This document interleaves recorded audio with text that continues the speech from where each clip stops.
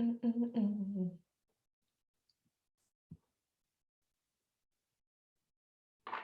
We should be live.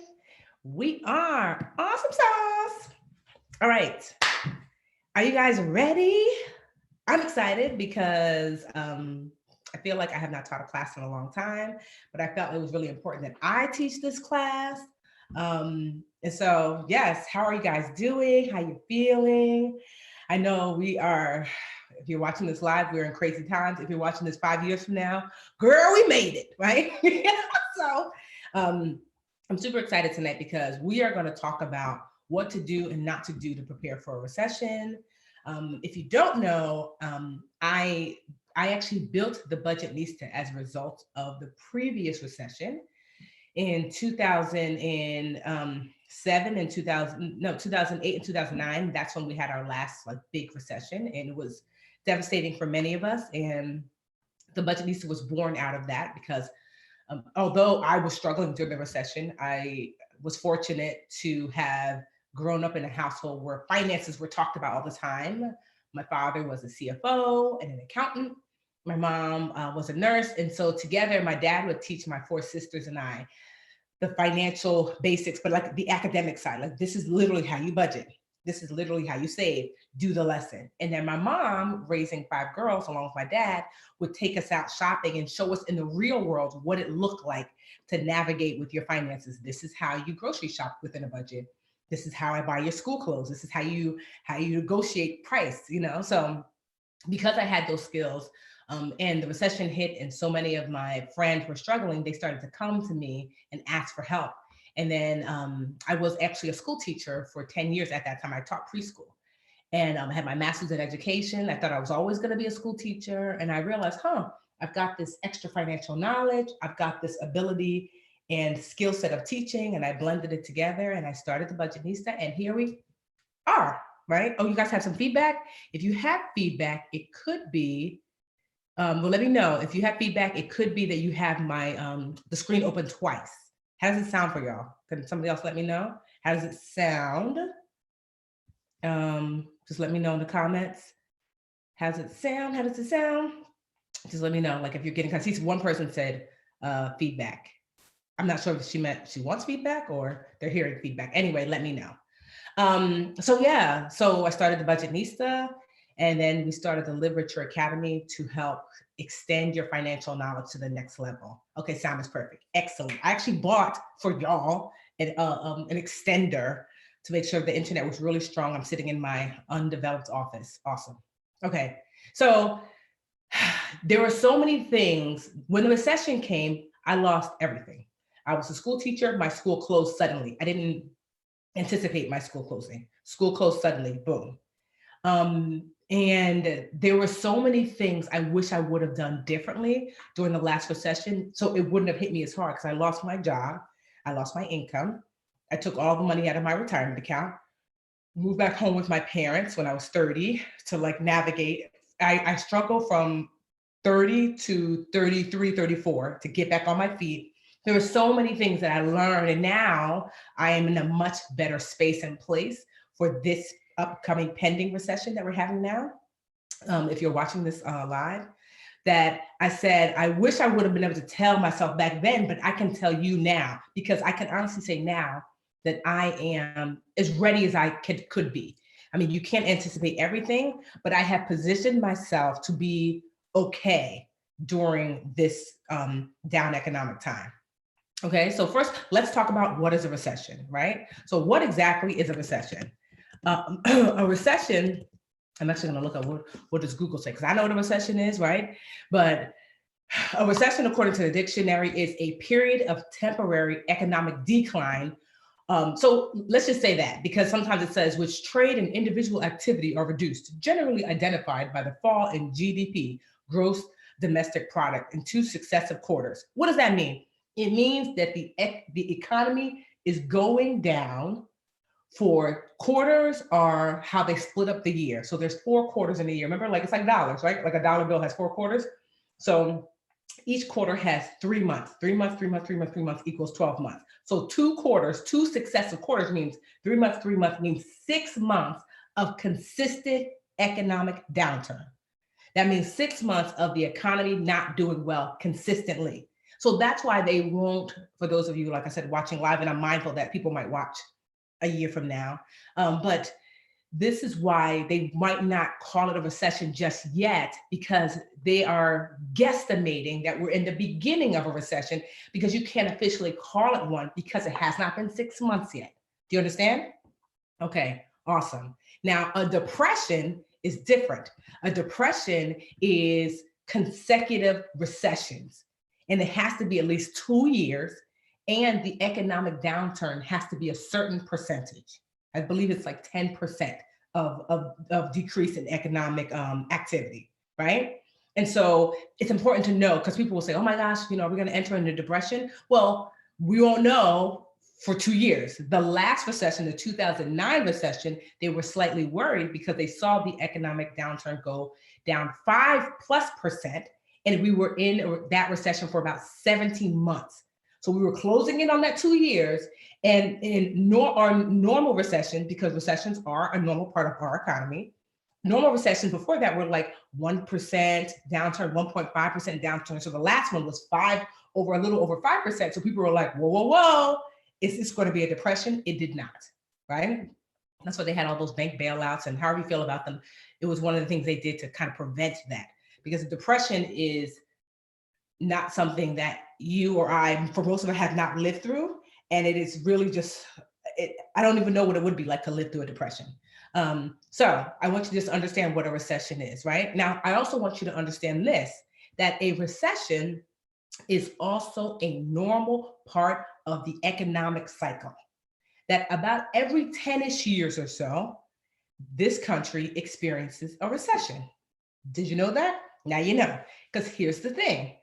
Most financial experts were already saying in 2020, we're going to experience a recession, because we had the longest run of what they call a bull market. A bull market is economic growth. Woohoo, right? So economic growth has been on a rise for like, I don't even know, over 9 years. We've been like, so that's a long run. Usually, right? We don't have this many years worth of like good years, like every year, better, better, better, better, right? And so experts were like, what comes up must come down. Recessions are normal. So they were already like, this is the year, because according to our normal time clock of the last 100 years, every 10-ish years or so, recessions happen. So financial experts were getting ready. So I was trying to get y'all ready. Getting ready. Save. That's why we had the savings challenge and save. I've been getting y'all to budget and save. Like, people think like, oh, budgeting, saving.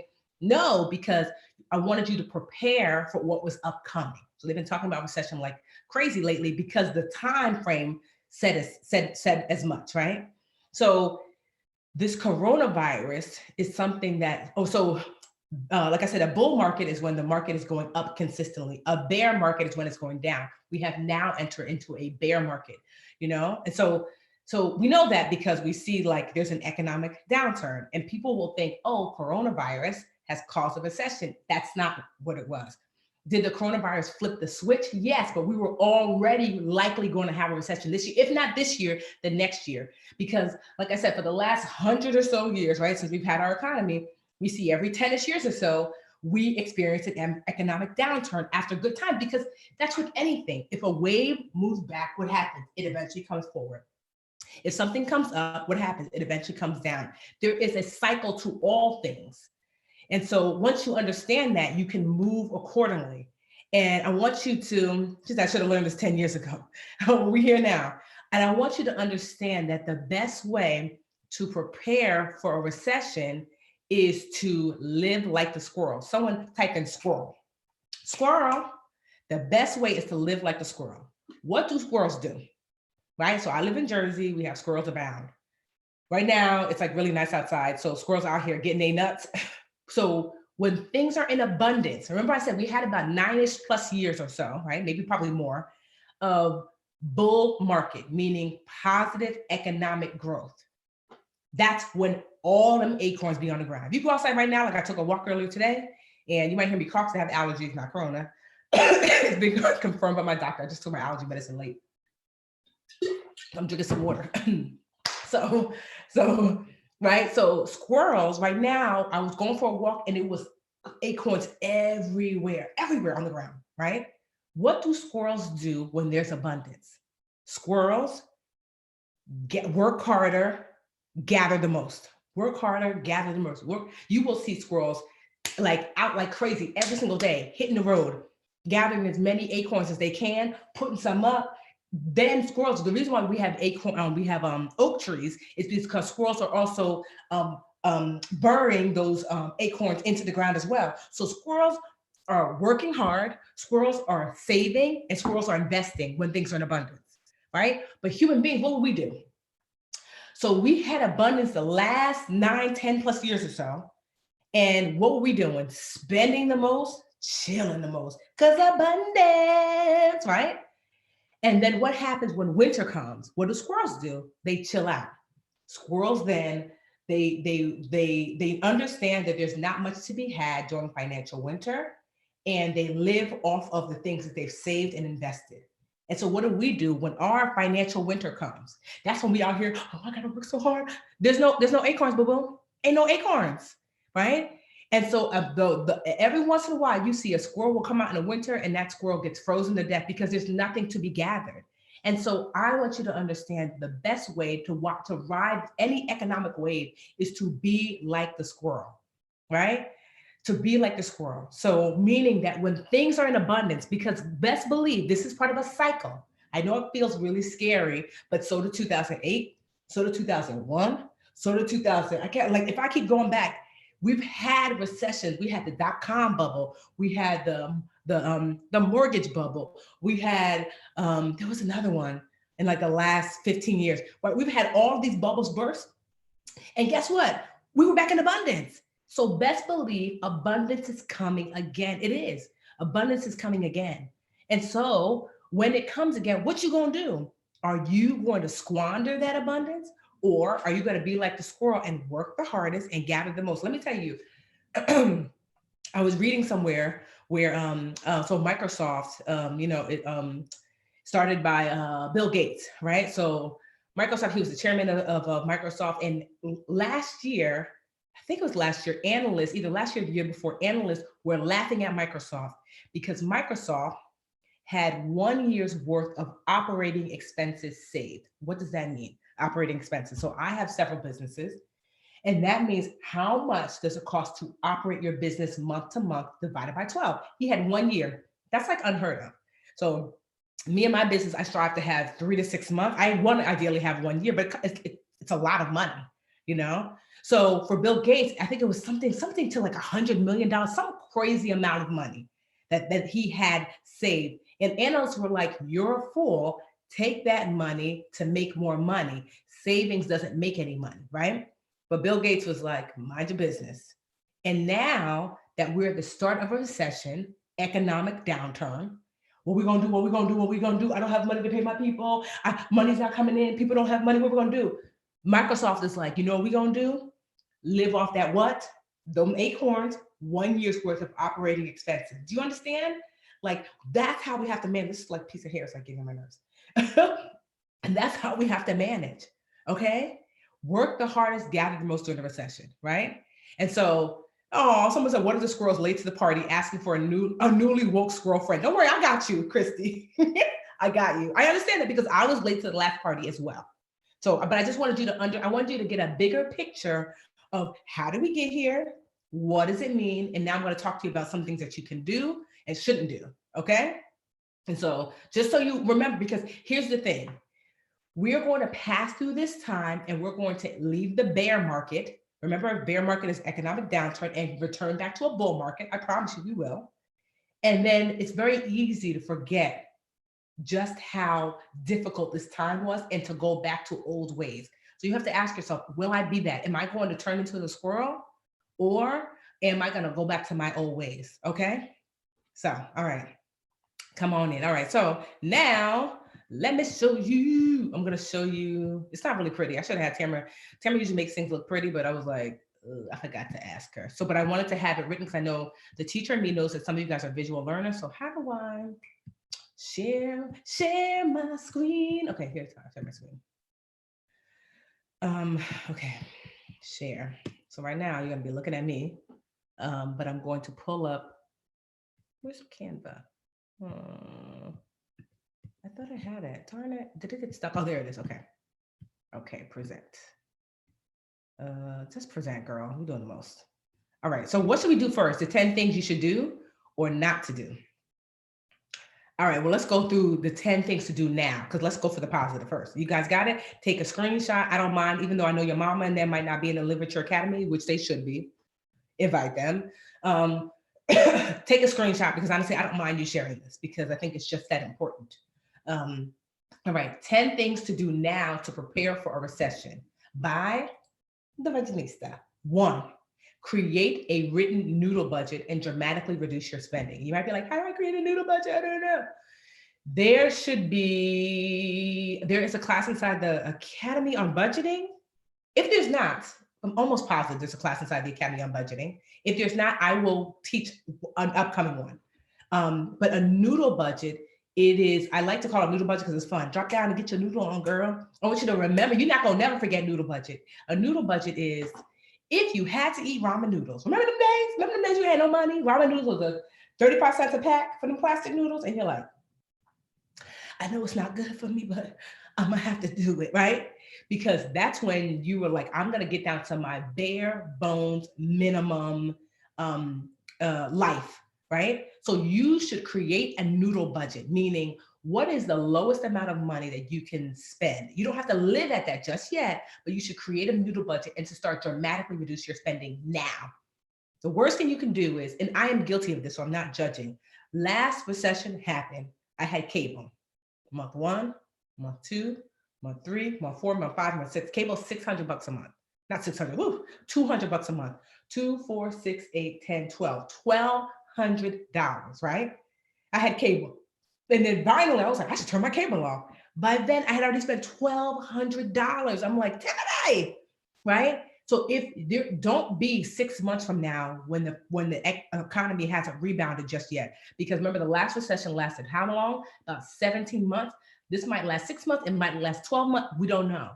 Don't be someone who waits a month 8 or 9 before you start making cuts. It could have been thousands of dollars that you could have put up. So creating a noodle budget is just creating a budget and taking out anything that's not a necessity and figuring out how close to the noodle budget do you need to live right now. Now, for some people, you might already have some savings. You already have your 6 month emergency savings. That's great. But if you don't, then you want to get as close to the noodle budget as possible. It's a temporary budget. That part is important. Like I said, if we don't have a clear how to budget class, I will teach one. Okay. I will definitely teach one. Because I just want to have like a clean, clear, this is how you budget class. And then even better, this is how you drop it down to a noodle budget and dramatically reduce your spending now. 2, call your service providers and ask for assistance. During crisis like this, almost every single service provider has something or they have created something. Hey, PSC&G, Con Edison, whoever, wherever you get your energy from. Hey, right now I don't have it because of Corona, I lost my job. Okay, this is what we're able to do. Hey, Verizon. Hey, Sprint. Hey, T-Mobile. Hey, mortgage company. Hey, car note company. Hey, insurance company. Call them all. And if you are having a hard time, share because of the current pandemic or whatever might be happening, even in just your normal life. Just know this works, even if it's not a pandemic. You can ask. Now, because it is a pandemic, almost everyone like has something. So call tomorrow and ask for assistance. Okay. This will help you to reduce that spending. Now, the critical component is, let's just say you cut off your cable and you want to keep the internet, and internet cable is 200 and internet is 60 of that 200. So that saves you 140 a month. Normally it would be like, okay, 140, you're going to reabsorb that. No, I want you to continue to pay that cable bill, but I want you to pay that amount. Whatever your service providers cut you down to, pay that amount still, same time during the month, pay it to your online only savings account. Okay. So because I don't want you to just not pay them and just go about your business, because not paying is not the same as savings. I'm gonna say that again. Not paying is not the same as savings. To save, you have to not pay and then place it someplace new. Do you understand? Right? That's true savings. So I want you to, if you were to reduce because you asked for assistance or because you did your noodle budget, pay it to you in a savings account. Online only savings accounts preferred. There's a great website, magnifymoney.com, to help you find an online only savings account. All right. I'm getting a little lip gloss. I feel like I'm going to dry. All right. 3, reduce your payments to debt. Now, I'm a girl, don't like that. Don't like that. Don't like that. I don't like that. But during these times, like, so I'm somebody normally, if say the minimum is $50, I'm going to give you 100, 150, $200. Not during this time, because we need to what? Preserve your capital. Capital is money. You need to be like, this money, this needs to be you. So you shouldn't, I mean, ideally you don't want to have high interest rate credit card debt, but right before a recession, here's the thing where I worry about. You're paying this $200 every single month, even though the minimum is $50, $200 every single month. Then you lose your job, and that extra $150 that you were paying a month times 6 months is, what is that? Let's do, you know who knows? Calculator knows.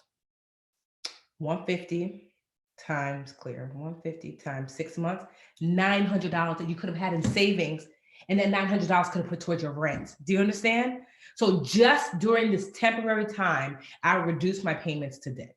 I would put my student loans in forbearance and deferment.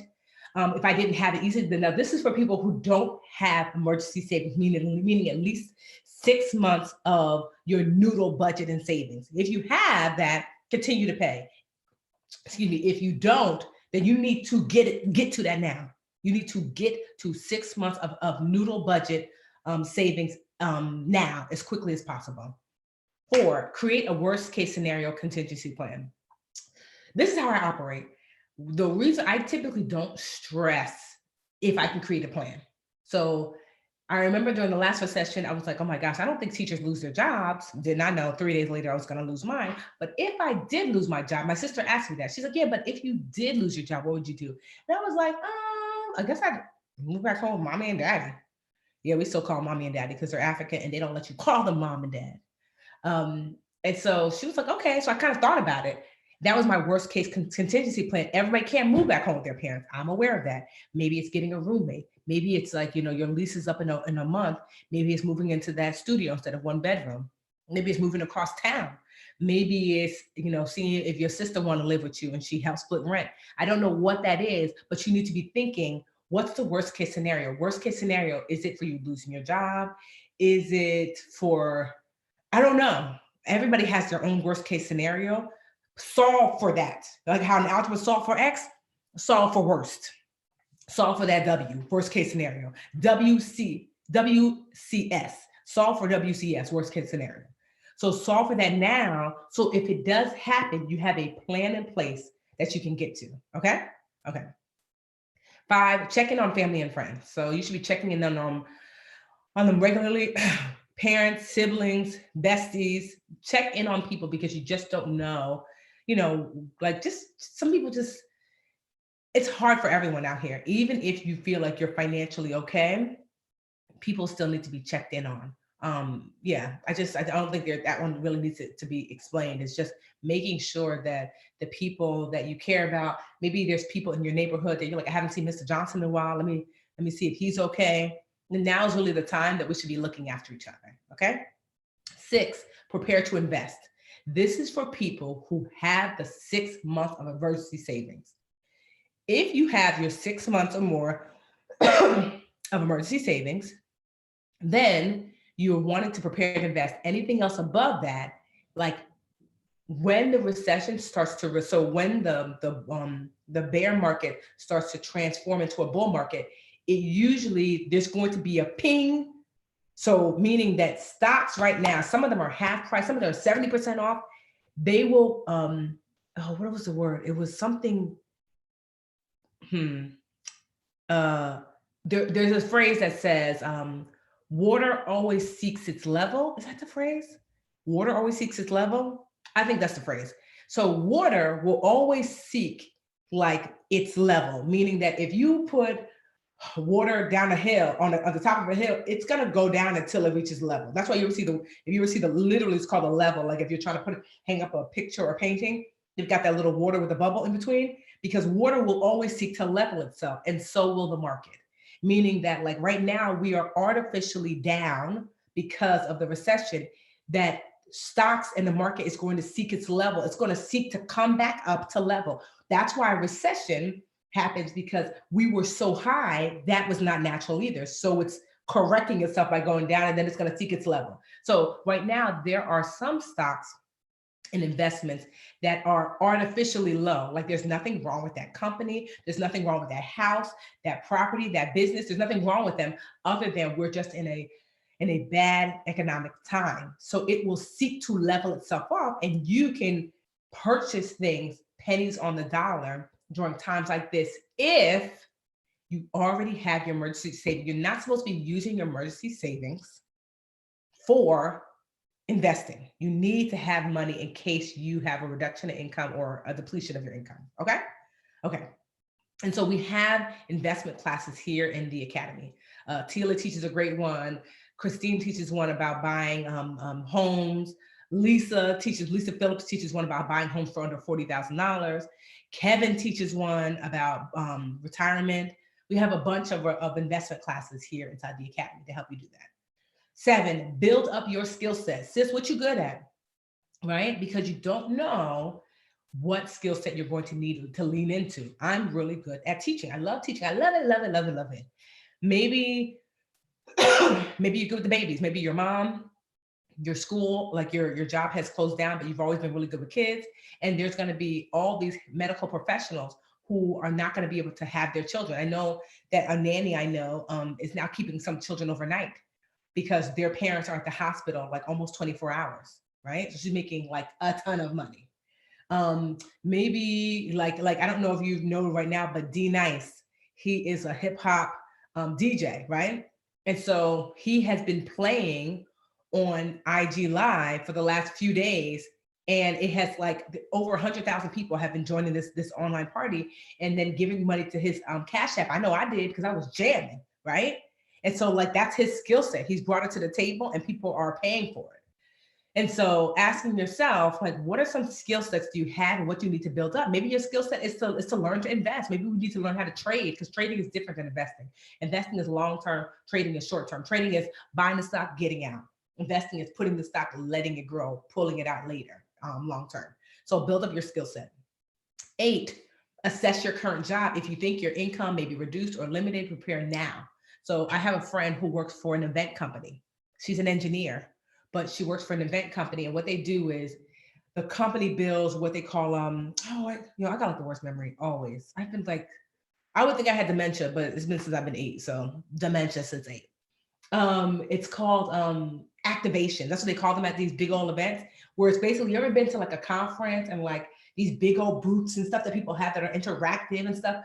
The company that she works for creates those. And as an engineer, she helps to price out how much those booths will cost and stuff. Anyway, who's having events in Corona time? Nobody, right? Nobody. And so she's assessing her job. It's like right now they're paying her. She's working from home, but she's like, I can't see this lasting long. So she's assessing her job and she's pivoting now. What are some ways that she, she called all her service providers. So that's one of the ways she can prepare. Also looking to see, should she be looking for another job, which might be hard during these times, but not impossible. She's also knowing, like, she's trying to figure out, well, if she does apply for unemployment, if the job lets her go because there won't be a job, how much would that be? She's getting down to her noodle budget now. Do you see what I mean? Assess your current job. If you think your income may be reduced or eliminated, prep now, boo-boo, right? That's that worst case scenario. WCS, okay? 9, halt big spending, right? Halt big spending. So, I know some folks are like, I was just about to buy a car. I would wait, even if you had it. Let's just say you have your 6 months worth of savings and you had, you're like, okay, I do have some money to like invest in this market. Like I probably would still wait, even if I was going to get a car, like I would probably still wait because I'd much rather invest in a way that I could buy that car cash, right? Unless you have to get a car because your car is like obviously no longer working, that's different. If you just were like, oh, I want to get another car because I had this car for a while, I would wait. I would wait and use that money to grow wealth instead. Because recessions are the number one time that are the largest amount of millionaires come out of the tail end of recessions and depressions. Because you see this unnatural uptick in the economy once a recession is through. So it's like, do you want to have a new car or do you want to have that money to be able to be a part of that wave that upticks? I was not a part of the last wave that uptick. I was just trying to tread water. This time, sis is swimming. I'm ready. I'm like, I got my money saved up. I got my retirement, my what's it called? My emergency fund. I got a year's worth because I'm extra. A year's worth of emergency fund. I've been stacking. I called, even though I make good money, I called. You think I didn't call my cable company? Sure did. Because my husband loves some cable. Why? He said we pay $160 a month. So why? $60 is internet. So I was like, yeah, that hundred, guess what? I'm putting that 100 into my investment account. So sis can be ready. I'm like, yes. Because when it comes time, it might be $600 that I could put in. Because here's what I like about that investing for that kind of, because you never know when you invest your money. But let's just say I put that $600 into the market and I lose it. I was going to lose it to cable. It doesn't hurt my family. You see what I mean? That's why you want to have your money for what's it called? Emergency account money separate. That 600 I'm taking from something that I was wasting on cable anyway. Do you understand? Okay. Because there's retirement, which is money that you should be sort of putting aside before anything else. And then there's money to invest for wealth that should be outside of your budget, outside of retirement, outside of emergencies, just in case. Just in case you were to lose some of that money, it doesn't affect you managing your household. And 10, educate yourself. Learn a new skill set, learn to invest. Knowledge is power. Okay? Okay. All right. So I do have, but I want to check to see what you guys are like saying, because I do have the 6 things you should do to not to do. Let me see. Can you see me? Can you see me? My body's in motion. Let me see what y'all talking about. All right. All right.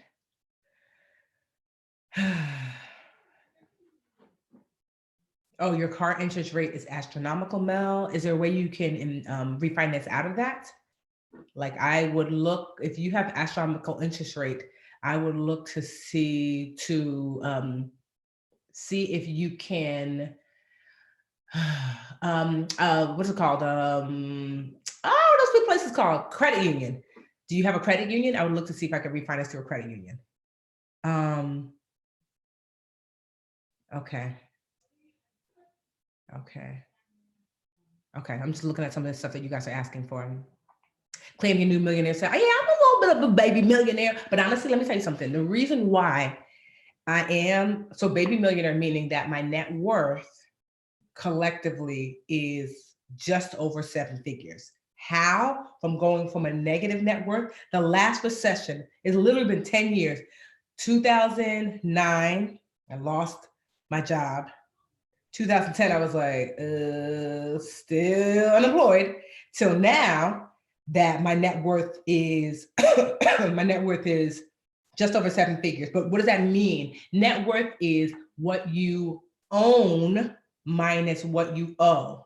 So what I own in comparison to what I owe is just north of 7 figures. So I'm not like 210, like literally like 1.1. So that I own this house. My husband, I own this house. But I bought this house cash, but I bought it as I paid $180 for it, even though it was worth $380 because it was a foreclosure. Before living in this house, my husband and I were living in some rinky-dink apartment in what I call the halfway hood, right? Paying $900 a month. And you might think like, what? Jersey, $900 a month is nothing, right? I don't even know that. I don't know, like other places I know down south that $900 is like, but like Jersey, you can't really get much. But I was willing to live there for a few years because we were saving like crazy, because it was abundance, because we were squirrels.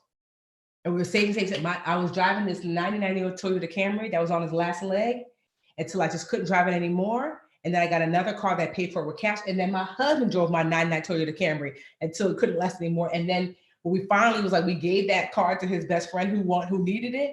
and he was able to buy his car cash, right? But we still live fairly frugally. Like you wouldn't know, because I much rather have security than status. This house, there is no mortgage on this house. We also bought an investment property. The investment property was a tax deed. So that meant that the city where we live owned it. Whoever had the house lost it because they did not pay their taxes. So a tax lien is when the person who owns it hasn't lost it yet. There's a lien on the property. Like, girl, you don't pay these taxes, you're about to lose this house. That's what a tax lien is. You could buy tax liens, but there's no guarantee you're gonna get the house because it's still owned by the person that owns the house. A tax deed is when the city already owns the house. They're like, girl, we done took this house back. And they were selling the tax deed for $10,000. So we got a house for $10,000. It does need work, so we're renovating. So we got a house for $10,000 and we were renovating the house. But guess what I did last week? I said, oh, Marky, you want to crash. Guess what I did? I called up my project manager for the house. And I said, skirt, don't hire nobody else for the house. I am putting a pause on renovating that house because I want to have a strong cash position, because we were paying for the renovations little by little with cash. We're just paying. So we were about to have 2 houses, no mortgages. One rented out, this one we live in. But I was like, wait a minute now. I could put all this money toward this house, or I can hold on to my cash and say, let's see what this market going to do. So that has to be done later, because that's a slow investment. I put the money into a house and then we get some rent, maybe like what, 15, 1600 bucks a month, maybe even 2,000 bucks a month. Or I save that money and put that money into the market and see it kaboom over time. Do you see? I'm not just talking about, I'm trying to be about it. You understand? Okay. So I'm just looking at some of the, so if you were thinking about buying a home, should you wait or go for it? It depends. A home is an investment.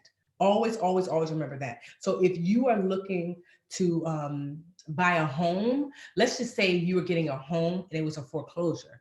I might say, girl, go for it.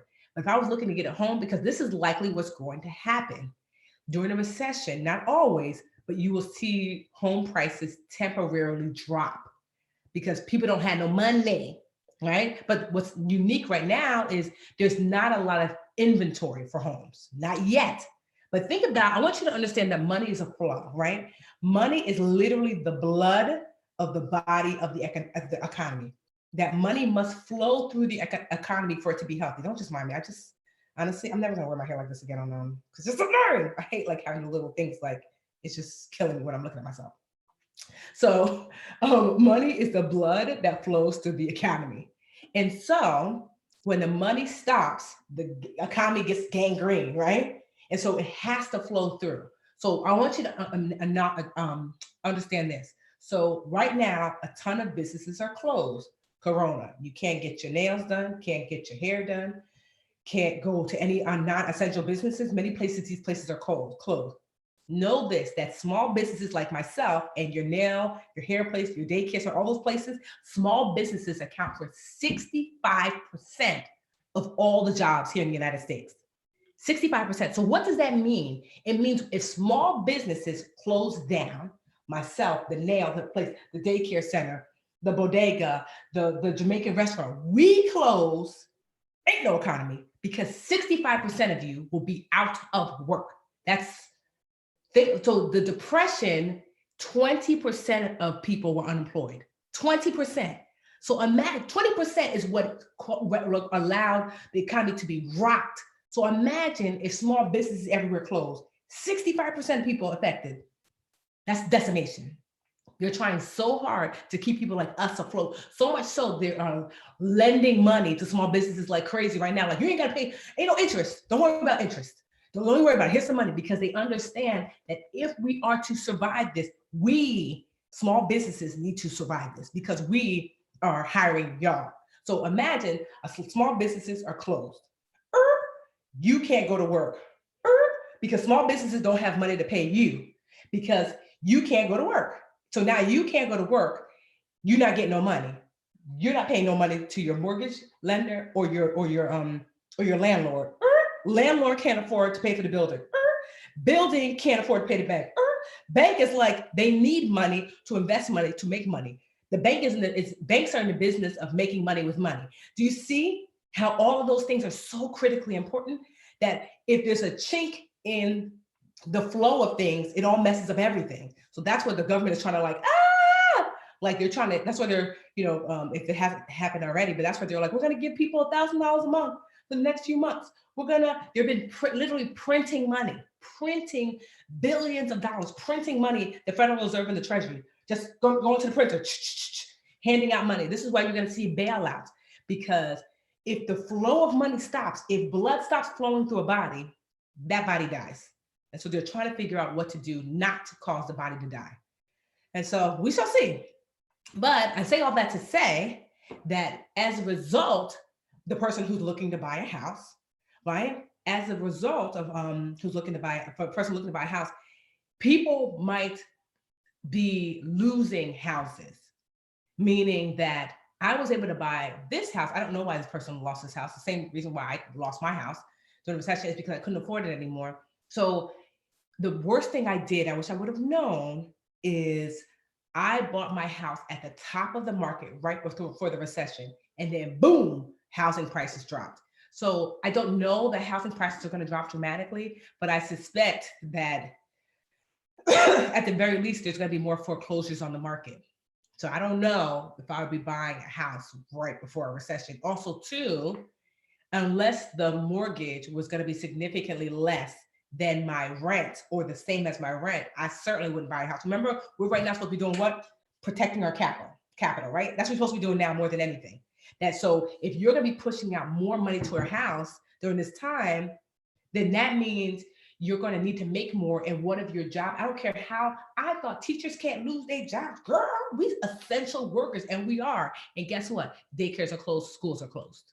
Now, last time I lost my job during the recession. So to me, there is no such thing as the uber safe job. Maybe if you're a doctor or a nurse right now, but what happens when Corona passes? What if there's too many doctors, too many nurses? Just because Corona passes, remember the recession was not caused by Corona. Corona was the switch, but we were going to have one anyway. So you see what I understand? So yeah, I would just probably wait. Like if it was me, with this happening, I'd be like, you know what, babe, we're gonna actually not look to buy a house right now. Or I am, but I'm gonna keep my eye out. Keep my eye out for sales and discounts, because I don't think we have not hit the discount yet. Yep. Okay, so what about school? Rama just got accepted to grad school, was going to do it on loans, a 2-year program. I know. Okay, well, you were going to do loans, were you going to do federal loans? So Rama, I mean, sometimes, because I have my graduate degree too in education, and sometimes it's hard to get federal loans for a graduate degree. But if you were going to, I would lean heavily into trying not to do it with private loans. Although I know it's hard, like undergrad, much easier to get loans for undergrad, but graduate, much harder. But I would put that work in to do so. Or honestly, Rama, is there a way, I mean, have you put in everything you can to look for scholarships? Because my worry is taking on new debt. Although it's in exchange for additional knowledge, that is my worry because normally I want you to understand that when recessions happen, up is down, down is up. So normally I'm like, well, girl, yeah, go ahead, get your degree. But it's not normal time, so we can't navigate normally. You understand what I mean? And I also don't want to work, because what if the recession is 2 years? I know you might not want to wait 2 years. So I'm not saying, here's the thing, I'm not saying don't get the additional education. I'm saying, have you exhausted every opportunity to get that education for free or a lower cost, or at the very least with federal loans, because then you're protected. Because if something were to happen where it affects the nation, federal loans are going to be your friend, because like even now they are like in Senate or Congress or whatever talking about, I think they've already done it, freezing your federal loan interest rate. They can't do that with private loans, because a private student loan is just a loan. It could be for a car, it could be for the desk, it could be for whatever. When you borrow private student loan money, it doesn't matter. It's just a loan. They just call it student loans because you got it for school, but it's just a loan. And that private company doesn't have to do anything. But the federal government, by law, if you're struggling to pay, has to provide some sort of assistance, forbearance, deferment. And like I said, right now, I'm almost positive that they have frozen interest rates for like the next 60 days. they can't do that for private loans. They can only do that for federal loans. So that's what I would say. All right. Oh, she said, love your clarity. That's that preschool teacher in me. Boo, boo, Roz. You know, I like to be clear. So we consolidate credit cards with personal loans. Tanika, that's not a bad idea if the consolidation, especially, is going to result in a lower interest rate. Right now, interest rates, like I was looking to what I was going to do for this house, but the interest rates are not quite where I want them yet. What I wanted to do is I actually wanted to pull money out of this house.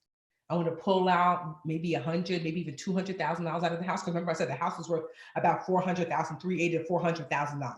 I was going to pull money out to increase my investments, because let's just say if the interest rate for me anyway gets as close to 3%, that means I can owe the bank 3% to make maybe 10, 15, 20, 30%. Do you see? I'd rather owe you 3 so I can make 30.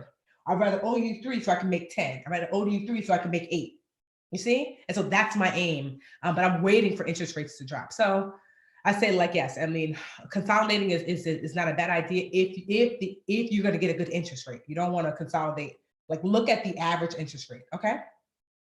So best online savings accounts, I say it depends. I currently use Ally, but that might not be the best. This is what you're looking for in an online savings account. That I want to show you guys what not to do during a recession. So Beverly said I'm right about the student loan interest being suspended. So here's what you look for in an online only savings account: FDIC insured. So almost every bank is FDIC insured, but you want to make sure, because during the 1920s or 30s, this is after the Depression, they had something called a run on the bank. I know I'm annoying you guys by touching my hair, but it's just I can't help it. I can't help it. I have OCD. So there was a run on the banks. That means everybody was like, I'm gonna go get my money out. I'm gonna go get my money out. And so they bankrupt the banks, basically. So the federal government came up with FDIC insurance, which is insurance up to $250,000 per account per bank. So what that means is if you have more than $250,000 in the bank, you might want to move it over to a different account. Right? And so so you're going to look for an online only savings account. Make sure that it's FDIC insured, because you want your money to be insured, that you'll get paid back your money. So that's one. Two, you want to make sure that what was I going to say? You want to make sure that FDIC insured. You want to make sure that they're paying the highest interest rate. But honestly, right now the interest rates are crap. But see, what it's better than a brick and mortar bank. I don't save my money in a brick and mortar bank. What I mean is I don't save my money in like the banks where they have like ATMs on the street. I don't save my money there because you get no interest.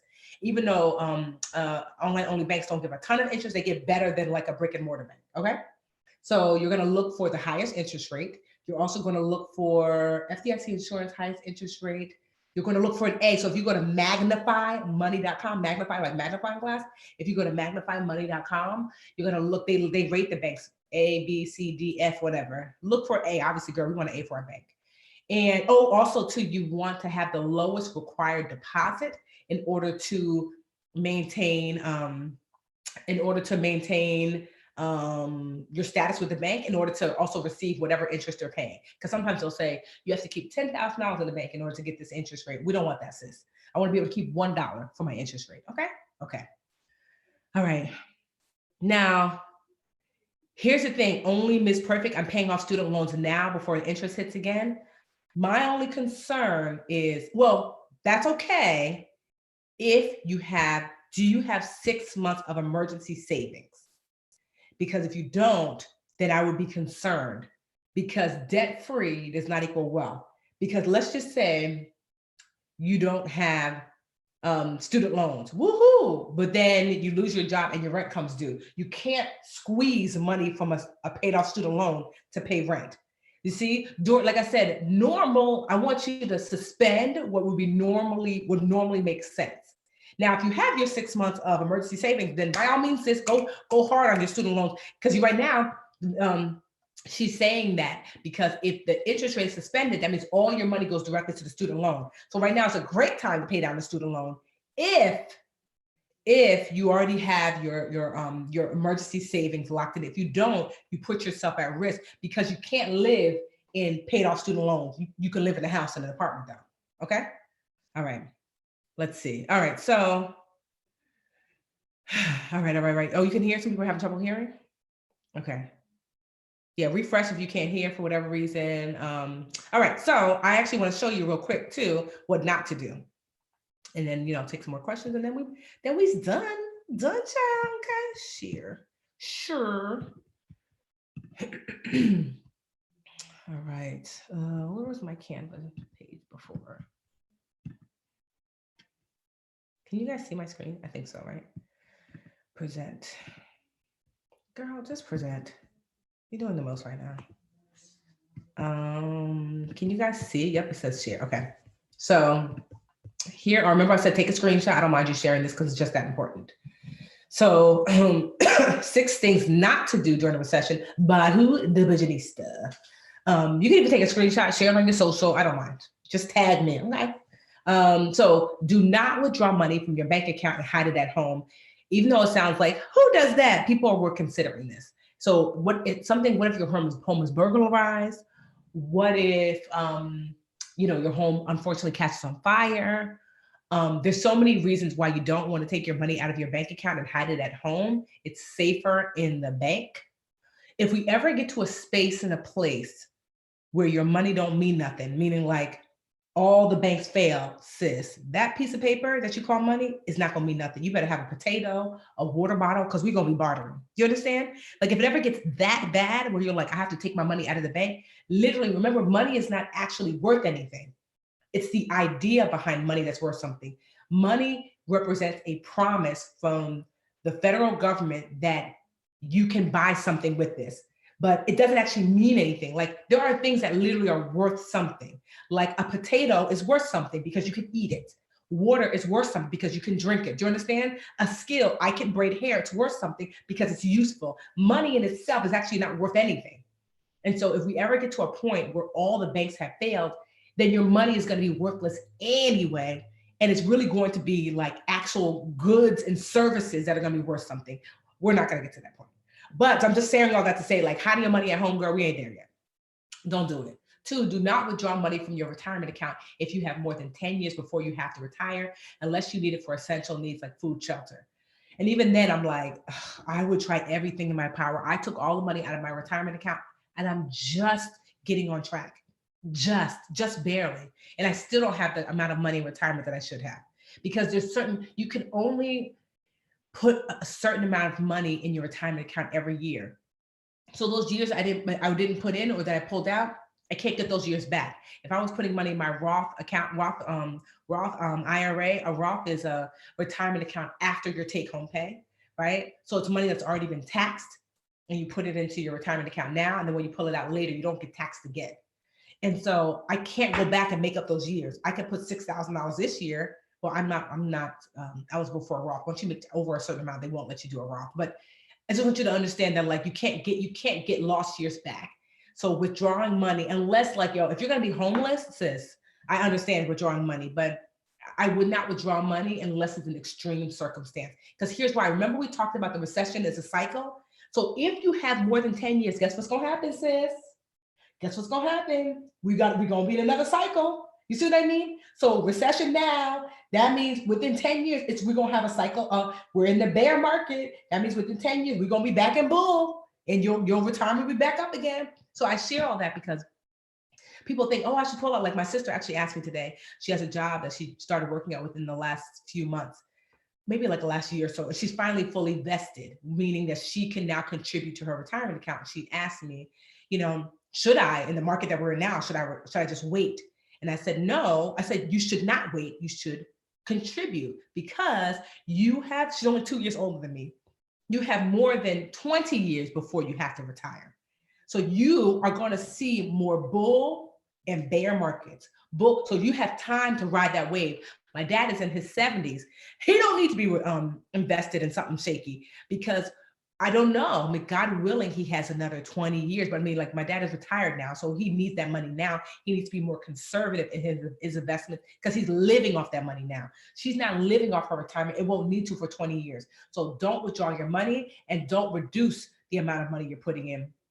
Ride the wave. It's a natural wave of the economy. Recession, bull bear. It's natural. Okay. Don't co-sign for anything during this time. I'm not a fan of co-signing anyway, but especially now, because you might co-sign for someone who is very responsible. Like my husband is super responsible. I would trust him to pay it back no matter what. But what if he loses his job and him not paying it back? Oh, co-signing doesn't matter now, like because we're married. But let's just say he was my boyfriend. And he's like, my husband has always been very responsible, boyfriend and girlfriend. But what if he lost his job because Corona? It's not his fault. Job just called him and said, we can't have you. We just don't, we can't afford it. So now something that is not his fault, and now he can't pay as a result. There is a higher likelihood of someone not being affording to pay, even if they've never, ever been late on anything. The truth of the matter is, if they've never been late on anything, they likely wouldn't need your cosign. True T. But let's just say they're young. Sometimes people don't have enough credit. But I would not be co-signing for nada, because when you co-sign, unless you are willing to be equally responsible for that debt. Because when you co-sign, it's like, hey, boo, not only is she responsible, so are you, equally so. It's your debt. So are you willing to say, this 10,000 you're taking off of this car, I too will pay 10,000 for a car I will not drive. So if you're willing to be okay with that, go ahead and co-sign, but don't co-sign. Do not get an adjustable rate mortgage. For those of you who are going to go get a house anyway, there's no judging on that. I'm just here to provide information. Do not, because the rates are going to be doing this. It's best to lock your rate in. And honestly, if I was going to get a mortgage now, I would wait. Speak to your loan provider. Make sure your credit score is as good as you can get it, honey, right? Because you want to qualify for the best interest rate. The interest rates are literally volatile right now. Speak to a good mortgage person. It's going to let you fill out the paperwork and kind of say trigger time now, because you can lock in usually like your interest rate for a few months, right? So as things are going up and down, maybe it might dip really low one day. Lock it in for when it dips. So, but not adjustable. Adjustable means that like the mortgage, your mortgage interest rate will adjust based upon the market. You want a fixed rate. So if you lock it in, that 3.6% is locked in for the lifetime of the loan, 15 or 30 years. Okay. Do not get any new debt. Since you don't need to finance that blender, you don't need to finance that refrigerator. I mean, unless you really don't have a refrigerator and you're like, well, we're going, but then, I can kind of understand that, but then you need to get the most basic thing you can get. Now is not the time to get cute or fancy. We are entering to financial winter. We're literally like, it's right before fall. If you live in the East Coast, fall hits the winter. We're literally in the last couple weeks of fall, when there's still a lot of acorns on the ground. It seems like, okay, but it's getting real. That's about to get real lean. So if you trick up all your money in new debt, and then all of a sudden you're like, I don't have my income. They reduced my hours. They cut my hours in half, right? There are airlines that are talking about, they're threatening the federal government. If they don't get a bailout, they're going to start cutting jobs. Like United Airlines I think they employ 750,000 people. That's what I think I was reading somewhere, which is insane. 750,000 or 75,000, something crazy. So if they start cutting jobs, that might affect you, right? And so I'm just saying all that to say that getting new debt right now is not a good idea. Not never, ever, ever, but you don't want to look back 2 years from now like, why the hell did I get that thing? I couldn't have waited, because now I don't have the same income, and now I have the same bills though. All right. And 6, do not take your income for granted. I thought to myself, teachers don't lose their jobs. People think to themselves, policemen can't lose their jobs. I'm a doctor, I can't lose my job. You don't know what could happen. We are entering into unique territory in that a recession is not new, but a pandemic is. They shut down countries. Italy shut down. France shut down. Spain shut down. That has never happened in the history of all histories. They have shut down countries. United Emirates said no more flights, period. That has never happened. We are doing things that we have never, ever, ever done. So there is no such thing as guaranteed income. So what I mean by taking your income for granted is pretending like every month the same paycheck's going to come in. You don't know that. So being precious with your paycheck, like, oh, okay, I don't know if we're going to get you next month, but this month we're going to make the most of it, right? So do not take your income for granted. Okay, I'm not here to scare you. I hope I wasn't, but I just want you to be clear, because I wish somebody would have told me. So sister girl, I'm telling you. Right, let me see y'all. See what y'all talking about in these chats. I'm going to take some questions and then we'll be out. Okay. Unless you're retiring soon. If you're retiring soon, let me see. Let me see. Any advice on losing money in retirement due to market? Move it or hang in there. Okay. So if you have, I can't remember who said that. Okay. Well, do you have more than 10 years before you retire? Remember, I want you to understand, like, do you have more than 10 years and you retire? Even if you lost a lot of money, because here's the thing, you've lost a lot of money, but it's going to return. Like I know it's hard to see. That's why I don't look at my retirement account. I know it's hard to see, but this is a cycle. This happened last recession. Like, yo, everybody's retirement's tanked. And guess what? 3 years later, they were back. If you pull your money out now, you have locked in the loss. That's the thing about paper loss. It's just a paper loss until you pull your money out. Then it's a real and actualized loss. That means that then that loss is for real because you don't put your money out. Because 3 years from now, the market might be back up again. And but not for you because your money's out. That money that would have stayed there would have rebounded. Do you understand? That, like, if now, here's the thing, if you're retiring in 5 years, then, well, one, if you were retiring in 5 years, you shouldn't have been, well, I won't say you shouldn't have been, because sometimes we don't know. Ideally, you're not supposed to be heavily invested in the market anyway if you're retiring in 5 years. So you would sit down with someone, yes, you know? And so if you have more than 10 years, you will see a rebound because that is the cycle. Remember, recessions happen every 10 years. I know we're all like, oh my God. But I want you to imagine the recession is you standing behind a kid in a swing. You're pushing the swing up, right? And it's up, up, up. You're like, hey, look at my baby in the swing in the air. We all know that eventually the swing is going to come back down. But this is how we act as human beings. We push the swing. That swing is always going to be up in the air. Then that swing comes down and boom. How did that swing? Where did that swing come from? Says swings go up, then swings come down. Why are you standing in the way? Right? So if you now, I want this to be burned in your brain that so that's the economy is a swing. It's gonna swing up, it's gonna swing down. So if you take your baby off the swing when it's down, they never get to enjoy the up. So that's what people do. Oh my God, I'm gonna take my money off, I'm gonna take my money. No, let that baby get a chance to go back up in the air again. Understand? And so who in LRA experts teach day trading? So yes, we have, well, she doesn't teach day trading. Well, she does teach trading, trade your 9 to 5. Tila, we have that class. I think she has 2 classes inside the Literature Academy. She teaches trading, okay? Should I refinance your home now? Tammy, if you're gonna save on the interest, I would, but be careful of the fees. What fees are you going to pay? You know, make sure that they make sense because you're gonna have to pay some sort of closing costs typically and some other fees. You probably have to get your house. Like I know, like to get my house, I think the fee I had to pay for like $750 if I want to get to have someone appraise my house. So make sure that the fees make sense and that the interest rate is going to give you a good amount of savings. Okay. Yeah, I don't look at, if you have more than 10 years of your retirement, same thing, like the same, but when people telling you touching your face and your eyes and during Corona, same thing. Keep your hands off your face, keep your hands off your 401k. Same advice. If you have more than 10 years. If you have 5 years, 2 years, 3 years, and you probably need to sit and talk to a financial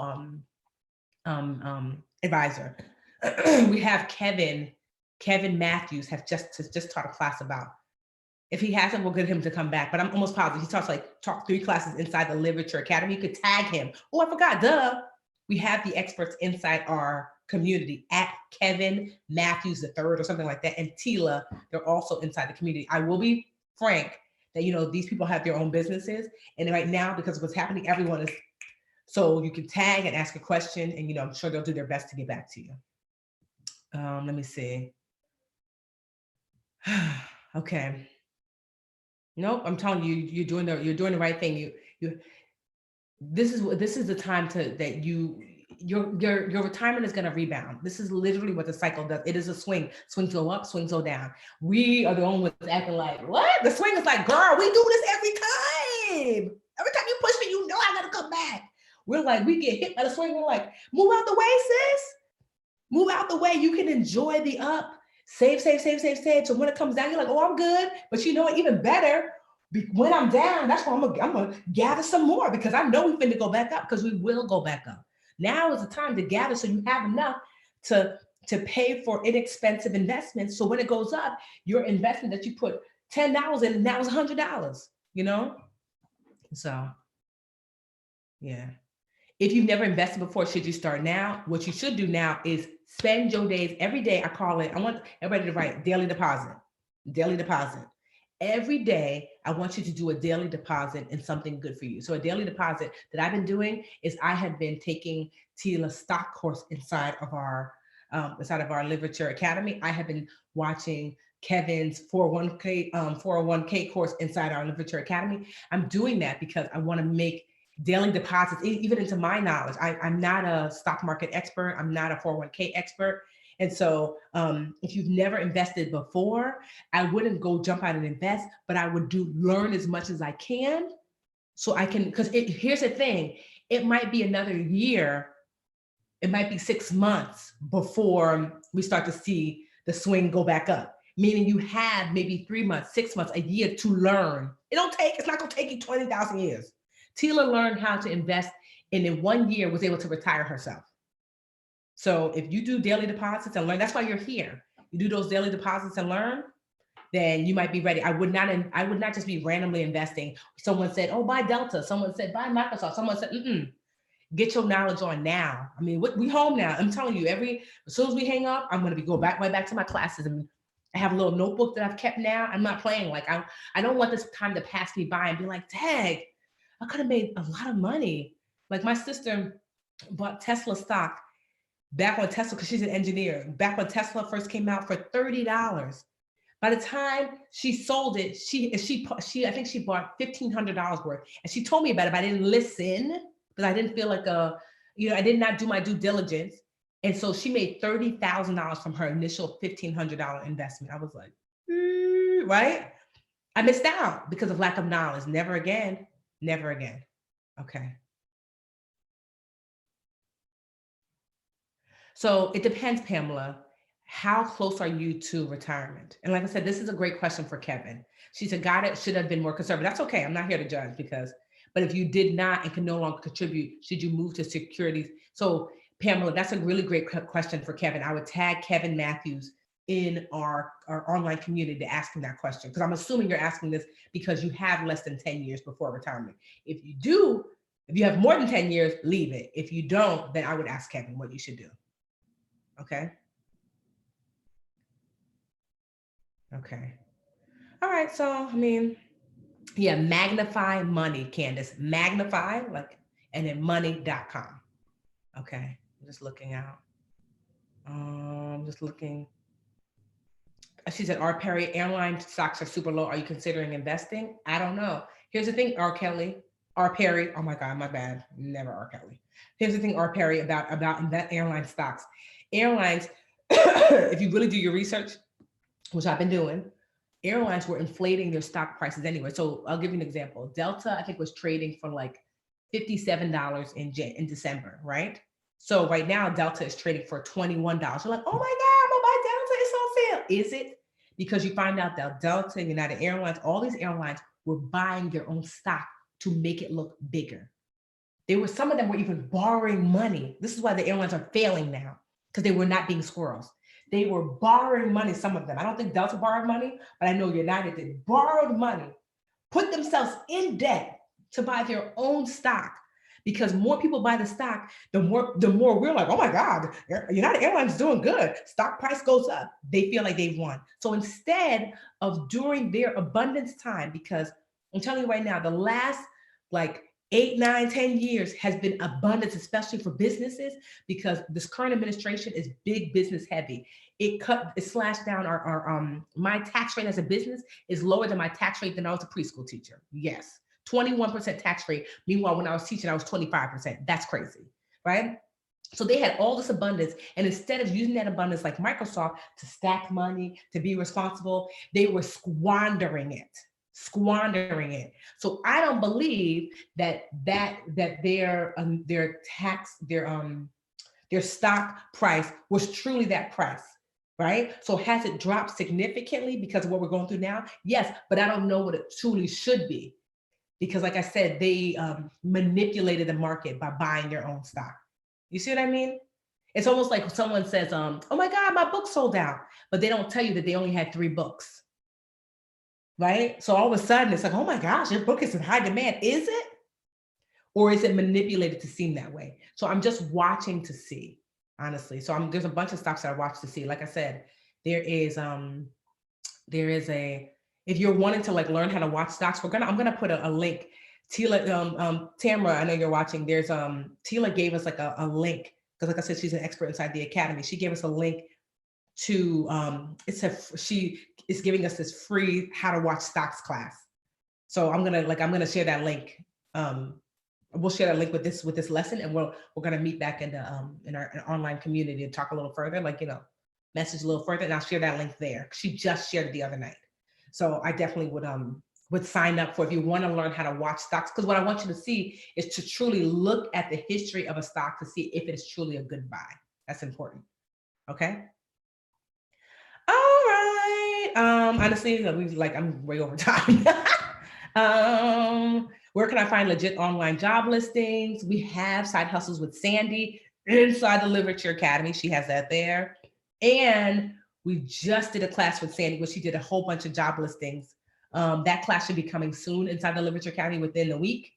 We just did a whole bunch of classes. So what I'm going to do to make it easier for y'all, because you guys are going to need this, is that you're going to want almost like our Corona classes, meaning I'm going to make it so I'm going to tell you like in the order of what you need to be doing. So it's like you need to be budgeting, you need to be saving, emergency account, 401k, investing. So I'm going to create almost like a Corona curriculum, and then I'm going to pull all of the classes that we already have in the academy in there so you can find them easily. So you'll know based on your current life where you kind of are. And then that way you can find what we feel are the best classes to help you in there.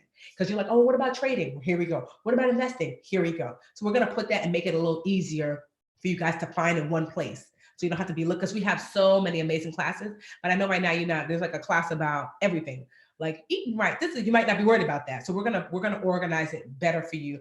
Literally, I might call it Corona classes. I don't know what we're gonna call it, but we're gonna organize it and make it super easy for you to find, like a Corona class curriculum, and plug the classes we already have in there. Okay. All right, but you guys are gonna be good. No, there's no app for LRA, but it's like the site is really mobile friendly on your phone. Okay. All right. So I hope to see you inside of our Facebook group. If you have any additional questions, I also will tag Kevin and Tila, see if they'll jump in and answer some questions. I hope this has been enjoyable. I hope you have learned. Yay. All right. Let's see. And like I said, if we don't have certain classes, I certainly will. I'm going to definitely lean into y'all to see what you need, because I will pull those experts in and get these classes taught that you need like now, really timely classes. We try to have these live classes every single week. Yeah. So, all right, y'all. I'm just checking to make sure that we're good to go, and we are. All right, bye. Tamara, you still there? She got to hang me up.